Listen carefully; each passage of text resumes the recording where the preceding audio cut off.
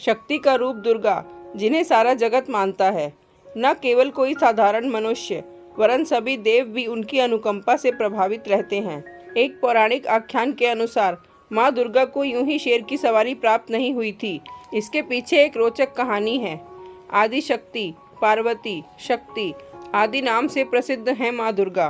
धार्मिक इतिहास के अनुसार भगवान शिव को पति के रूप में पाने के लिए देवी पार्वती ने हजारों वर्ष तक तपस्या की। कहते हैं उनकी तपस्या में इतना तेज था जिसके प्रभाव से देवी सांवली हो गईं। इस कठोर तपस्या के बाद शिव तथा पार्वती का विवाह भी हुआ एवं संतान के रूप में उन्हें कार्तिकेय एवं गणेश की प्राप्ति भी हुई। एक कथा के अनुसार भगवान शिव से विवाह के बाद एक दिन जब शिव पार्वती साथ बैठे थे, तब भगवान शिव ने पार्वती से मजाक करते हुए काली कह दिया। देवी पार्वती को शिव की ये बात चुभ गई और वो कैलाश छोड़कर वापस तपस्या करने में लीन हो गईं। इस बीच एक भूखा शेर देवी को खाने की इच्छा से वहां पहुंचा, लेकिन चमत्कार तो देखिए, देवी को तपस्या में लीन देखकर वो वहीं चुपचाप बैठ गया। न जाने क्यों शेर देवी की तपस्या को भंग नहीं करना चाहता था। वो सोचने लगा कि देवी कब तपस्या से उठें और वो उन्हें अपना आहार बना ले। इस बीच कई साल बीत गए, लेकिन शेर अपनी जगह डटा रहा। कई वर्ष बीत गए, लेकिन माता पार्वती अभी भी तपस्या में मग्न ही थीं। वे तप से उठने का फैसला किसी भी हाल में लेना नहीं चाहती थीं। लेकिन तभी शिव वहां प्रकट हुए और देवी को गोरे होने का वरदान देकर चले गए।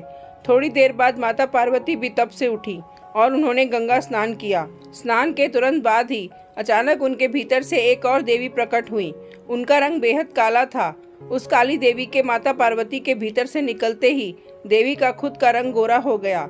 इसी कथा के अनुसार माता के भीतर से निकली देवी का नाम कौशिकी पड़ा और गोरी हो चुकी माता संपूर्ण जगत की माता गौरी कहलाईं। स्नान के बाद देवी ने अपने निकट एक सिंह को पाया जो वर्षों से उन्हें खाने की ललक में बैठा था।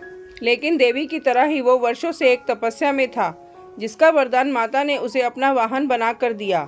देवी उस सिंह की तपस्या से अति प्रसन्न हुई थी, इसलिए उन्होंने अपनी शक्ति से उस सिंह पर नियंत्रण पाकर उसे अपना वाहन बना लिया। तब से माँ दुर्गा का वाहन शेर है और उन्हें माँ शेरावाली भी कहा जाता है। इसी संबंध में दूसरी कथा जो कि स्कंद पुराण में उल्लेखित है।